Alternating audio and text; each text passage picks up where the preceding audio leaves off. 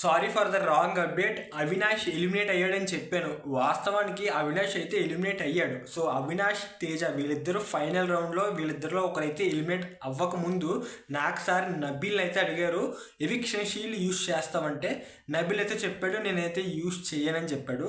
So తర్వాత Avinash eliminate అయినట్టు చూపించారు. తర్వాత నబీల్ అయితే ఎవిక్షన్ షీల్డ్ యూజ్ చేశాడు.